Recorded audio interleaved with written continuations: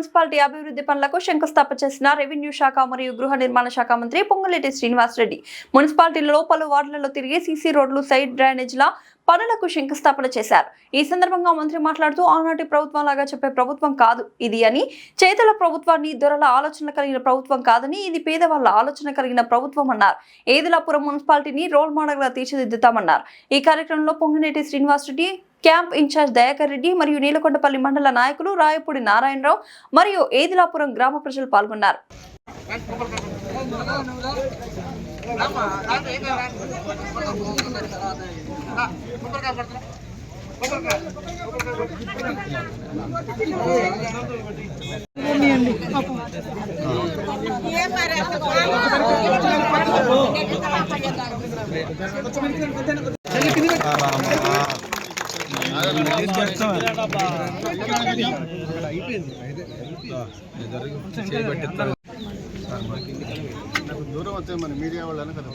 రాబోయే రోజుల్లో ఈ ఏదిలాపురం మున్సిపాలిటీని ఒక రోల్ మోడల్ మున్సిపాలిటీగా చేసే బాధ్యత మీ ఇంటి పెద్ద కొడుకుగా నేనే తీసుకుంటా.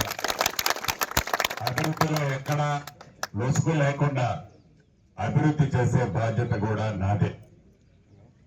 దీంట్లో పాటు ఇంకా కొన్ని సిమెంట్ రోడ్లు ఏవైతే ఉన్నాయో, డ్రైన్లు వాటిని పూర్తి చేస్తూ తప్పకుండా నెయ్యి పోసి ఎత్తుకునే పరిస్థితిలో ప్రతి రోడ్డుని తయారు చేసే బాధ్యత నాదేనని ఈ వేదిక ద్వారా తెలుస్తూ, సంక్షేమ కార్యక్రమాలు కూడా గౌరవ ముఖ్యమంత్రి రేవంత్ రెడ్డి గారి నాయకత్వంలో ఈ ప్రభుత్వం పేదింటి ఆడబిడ్డకి ప్రతి నెల ఉచిత కరెంటు 200 యూనిట్లు ఇస్తున్నాం. ఆడబిడ్డ ఆర్టీసీ బస్సులో ఎంత దూరం ప్రయాణం చేసినా ఉచిత బస్సు సౌకర్యాన్ని కల్పించాం.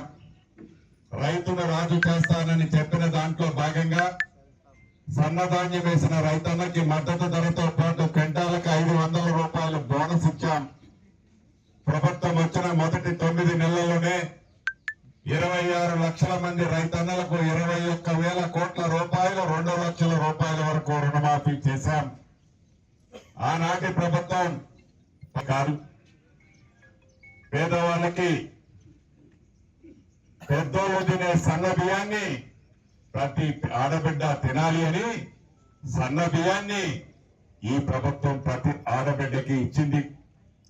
రేషన్ కార్డు ఇవ్వాలని జ్ఞానం ఆనాటి ప్రభుత్వానికి లేకపోతే అర్హులైన ప్రతి పేదవాళ్ళకి రేషన్ కార్డులు ఇవ్వటమే కాకుండా పాత రేషన్ కార్డులలో ఏదన్నా పేర్లు మిస్ అయితే ఆ పేర్లు కూడా కొత్త ఎక్కించాం.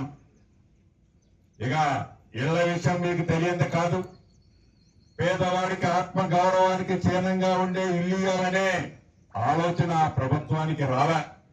ఎందుకంటే కాళేశ్వరం కడితే లక్షల కోట్ల కమిషన్ వస్తుంది, కానీ పేదోడికి ఇల్లు కట్టిస్తే నాకేం కమిషన్ వస్తుందని దుర్బుద్ధితో పేదవాడికి ఆనాటి ప్రభుత్వం ఇల్లు కట్టడం మర్చిపోతే మొదటి విడత రాష్ట్ర వ్యాప్తంగా 4.5 లక్షల ఇళ్లు ఇచ్చాం. ఇక్కడ కూడా 80 ఇళ్లు మన ఈ డివిజన్ లో కూడా ఇవ్వటం జరిగింది. ఇది ఒక విడత ఇచ్చాం. రేపు ఏప్రిల్లో మళ్ళిస్తాం. ఇచ్చింది కాకుండా ఇంకా 3 సార్లు అర్హులైన పేదవాళ్ళకి ఇందిరమ్మ ఇల్లు ఇస్తాం.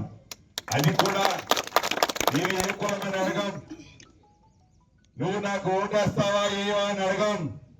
నువ్వు పేదవాళ్ళు అయి ఉంటే చాలు, ఓటుని మనసుకు తగ్గట్లేసుకొని అర్హులైన ప్రతి పేదవాడికి ఇందిరమ్మ ఇల్లు ఇవ్వటమే కాకుండా ప్రతి సోమవారం నాడు 1 రూపాయి లంచం లేకుండా మీ ఖాతాకి మీరు కట్టిన ఇంటి లెవెల్ను బట్టి డబ్బు కూడా జమ చేసే కార్యక్రమాన్ని చేపట్టి ఇస్తున్నాం.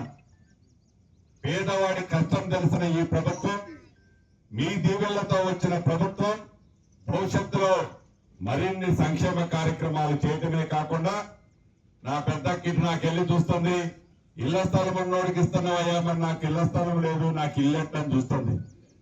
అన్యాది బాబు గారు మిగతా నాయకులను అడుగుతున్నారు, అన్నా ఇంకా ఇళ్ల స్థలాలు కొన్ని పేదోళ్ళకి ఇవ్వాలన్నా అని అడుగుతున్నారు.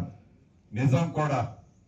ఆ శాఖ మంత్రిని, ఇళ్ల మంత్రిని నేనే ఇళ్ల స్థలాలు ఇచ్చే మంత్రిని కూడా నేనే కాబట్టి తప్పకుండా గతంలో తీసుకున్న వాళ్ళు ఎవరైతే ఉన్నారో అర్హులైన వాళ్ళు ఉన్నారో ఈ ఎన్నికల కోడ్ అయిపోయిన తర్వాత అర్హులైన పేదవాళ్ళందరికీ ఇళ్ల స్థలం కూడా ఇచ్చే బాధ్యత మీ ఇంటి పెద్ద కొడుకుగా నాదేనని నా ఆడబిడ్డలకు చెప్తున్నాను. ఆనాడు నన్ను దీవించారు, నన్ను అత్యధిక మెజార్టీలతో ఆశీర్వదించారు. రాబోయే రోజుల్లో ఏ వ్యక్తిని మీ దగ్గరగా పంపించినా మీ చల్లని చూపు, మీ చల్లని కరుణ ఆ వ్యక్తి మీద పూర్తిగా వెన్నెల్లా చూపించాలని మీ అందరినీ మనస్ఫూర్తిగా కోరుతూ మీ అందరి దగ్గర సెలవు తీసుకుంటాను.